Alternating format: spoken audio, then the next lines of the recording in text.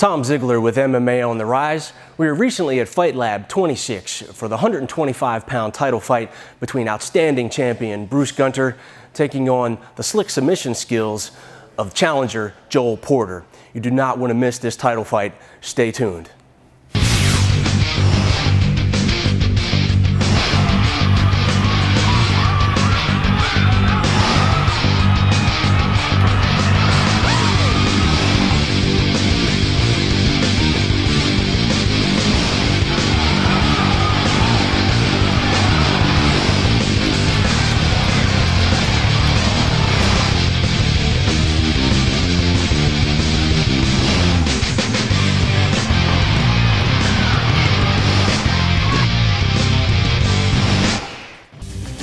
This fight is brought to you by Any Lab Test Now.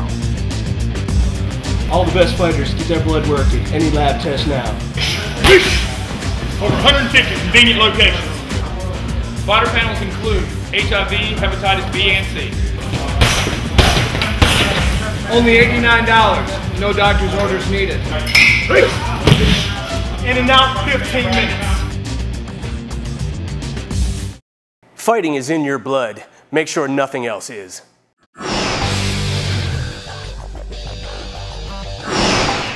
DJ A-Rod out of the blue corner. Bring him in. Joel Porter.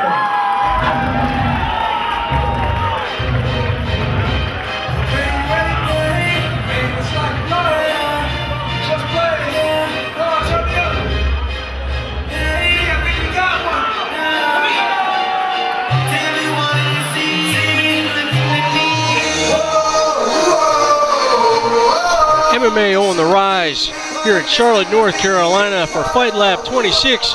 Tom Ziegler and Paul Boo cage side with your commentary. Here we've got the 125-pound championship for Fight Lab Amateur Championship. We got Joel Porter making his way to the cage. He's your challenger, coming to the ring with a record of 5-4. Now, interestingly enough, he actually, I apologize, 5-3, and he started out his career with 3 straight losses and has been on a 5-win streak ever since. He's been on an absolute tear, using good jiu-jitsu, good submission skills. Very, very dangerous fighter here off his back. A lot of guys do that. They come out off the gate and get a couple losses. Some guys let it break them and they don't fight anymore. Some guys learn from the mistakes and they go back to the drawing board and figure out what they need to figure out, and he's a case in point. Made the adjustments and now 5 in a row wins. So yeah, 21 years old, 5'6". See him about to enter the cage now. He's fought at 135 before, made the cut down to 125 where he's more competitive.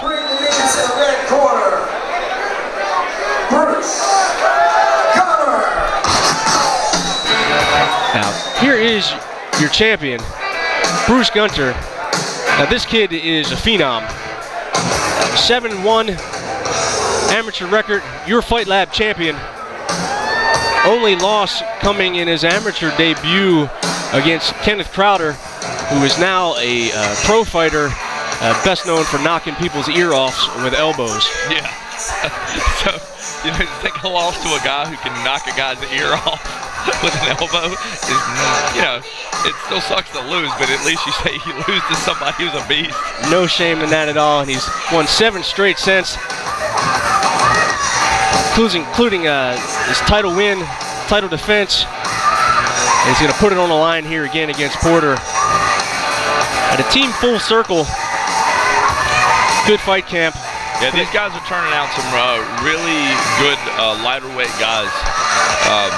Just in general, the guys that are coming out of this gym show good diversity in style. They all seem to have some sort of wrestling background. I'm not sure exactly if they come from a high school wrestling background or if it's something they work heavy in the gym. But they all are good scramblers, really fast-paced, good basic wrestling, overall good striking. Like I said, a well-rounded gym. Yeah, good submissions as well. I believe the elite champion at 185 is Ben Perry, also out of Full Circle. So some good guys coming out of that gym for sure. There you get a good look at Bruce Gunter. Ladies and gentlemen, this fight is brought to us by 5 Round Fury, the nation's leading supplement. This fight is in the Fight Lab flyweight division. First, let's meet the gentleman standing to my left. This young man, he comes to us from Columbia, South Carolina. He is a jiu-jitsu expert with a record of 6 wins versus 3 losses. Representing Source Muay Thai and Ridgeport MMA and Columbia Martial Arts. Give a big round of applause for the challenger, Joel Porter. And now, let's meet the champion. This young man is a Hapkido fighter and a wrestler. He comes to us from the fighting city of Marshall, North Carolina. He has an impressive MMA record of 6 wins versus only 1 defeat. Representing Team Full Circle, please welcome the undisputed, uncontested Fight Lab flyweight champion, the Dominator, the Gladiator, Bruce Gunter! There is your champion, Bruce Gunter.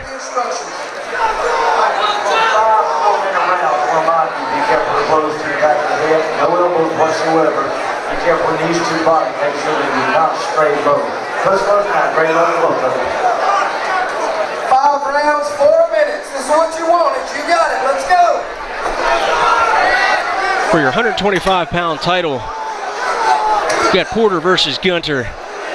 Here we go with round number 1. Oh, wow. Comes out right off the bat with a lead front kick. Gets the takedown right away. Porter immediately trying to work the high guard, attack with his submissions. Man, this weight class is so fun to watch. These guys are just, you know, they're like, you know, just little balls of speed. It's definitely fast-paced fights. I found myself having a hard time commentating a lot of times because the action happens so fast. You can't speak loud quick enough. Just in the couple seconds we've been talking, there's already been like 3 or 4 different exchanges. Gunter's going for some sort of choke here. It looks like I think he's more of a head control. I guess he actually is setting in a choke there, but Porter's doing a good job of getting the underhook and trying to come out, and then he sets in a triangle there. Yeah, Porter's very dangerous off his back with his jiu-jitsu. He's got the triangle armbar combination here. Gunter trying to pull out of it. Wow, this is Porter's got it locked in pretty good here. And his head pops out. Now Gunter's going to take his back. Porter rotates in. It looks as if Gunter's trying to set up that choke again. I can't exactly see from our angle what he's doing. Usually controlling the head like that is actually not a good option if you don't have the arm. But it looks like he's setting in a choke. I can't tell if he's using the hand like a hand choke. Well, he's a powerful, explosive athlete. He actually gets the mount momentarily. Basically, it was just a headlock is what it was. He was trying to squeeze it into a choke. Yeah, it looked like he was trying to put his hand in like a hand choke. There's also something known as an Ezekiel choke that's similar to that. Porter scrambles back to guard. Gunter on top, looking to posture up and land some strikes. He needs to be careful here. Porter showing that he's got a very active guard. I mean, both of these guys are well-rounded fighters, but the styles that they're using predominate kind of the classic wrestler versus jiu-jitsu guy. You got Porter fighting more off his back, setting in a lot of submissions. You've got Gunter on top trying to get control and hold the pin. But both of these guys are, you know, have well-rounded skill sets, so they're both using a little bit of each. But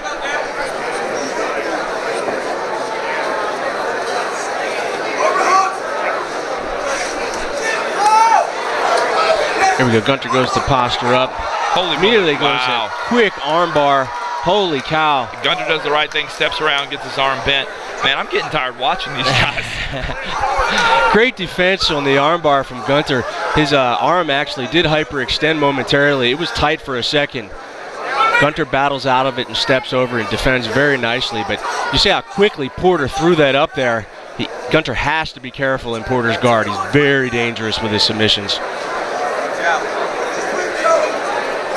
Stand up, Bruce. His corner, Gunter's corner is telling him. Wow. Another very deep armbar. Oh, Gunter just battling out of it. That's it. And it looks like he's setting in his own bent armbar there. Wow. He's got it pulled out and Porter's out of it. Gunter's corner was telling him to stand up, and right about that time, Porter slapped on an armbar. Another good submission attempt by Porter. He's lightning quick with those arm bars. Gunter, you know, seems to be controlling the positional as far as on top, but Porter's doing a phenomenal job with the submission attempts. There you have the end of the round.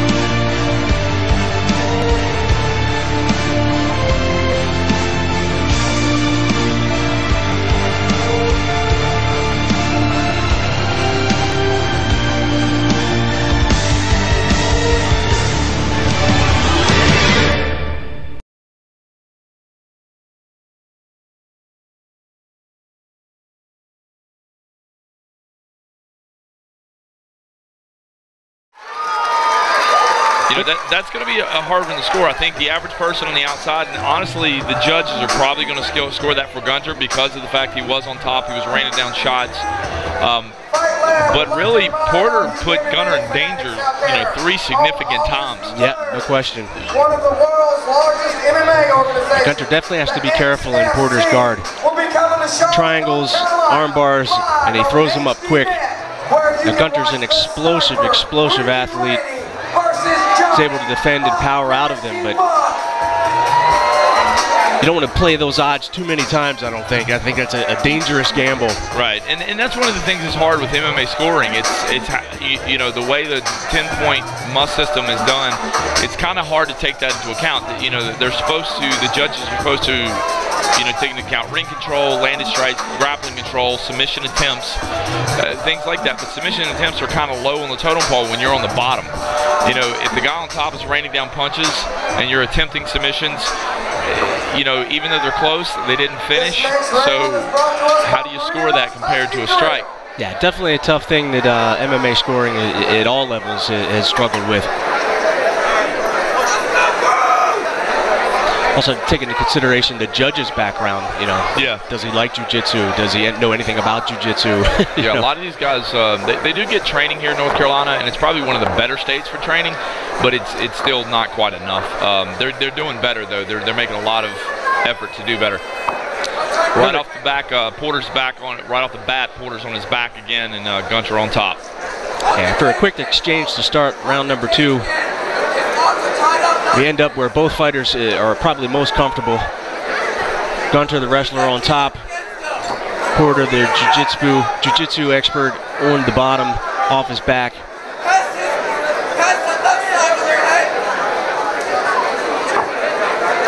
You can see him setting up that triangle. Gunter smartly backs out of it. And now Porter's going for his own takedown, and he gets Gunter down to his hip. Well done. This is, he doesn't actually have him all the way on his back, but this is the first time in this fight we've seen Gunter close to being on his back. And immediately it switches back. Porter's on his back again, and Gunter on top. Again, I think the judges are going to give this to Gunter based on the fact that he is on top. A lot of times when they're not sure of the position and what's exactly happening, they're going to tend to go for the guy on top. It's human nature to look at it that way and see the guy on top winning. Gunter is landing some shots from up top, but like right now, Porter's doing a very good job of tying him up. Yeah, he's controlling posture really well, not taking a lot of damage here. Gunter scrambles to his back. And wow, he sunk that in. Really nice. Is he going to tap? He taps. Tight choke. Wow, you know, it's kind of funny there. I noticed as soon as Gunter put that on, Porter put his hand there to tap. It almost looked like he wasn't putting up a defense to defend it. I was actually, you know, Porter's a good jiu-jitsu guy, good submission guy.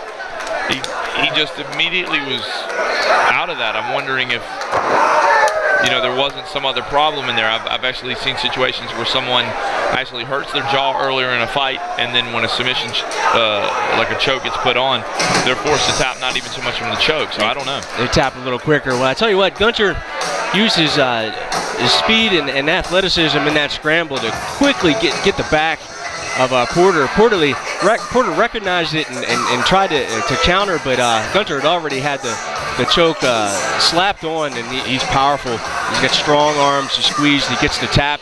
He retains his title. Here we go with the official decision.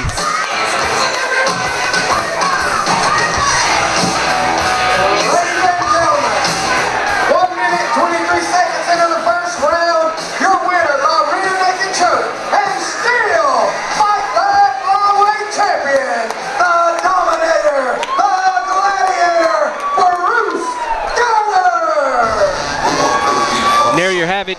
Your 125-pound champion retains the title. Bruce Gunter fights out of several submission attempts. Very gallant effort by Porter. He retains his title. You are watching MMA on the Rise. And that'll do it for our show this week. Make sure to like us on Facebook, check us out on YouTube, follow us on Twitter. We'll see you next time on MMA on the Rise.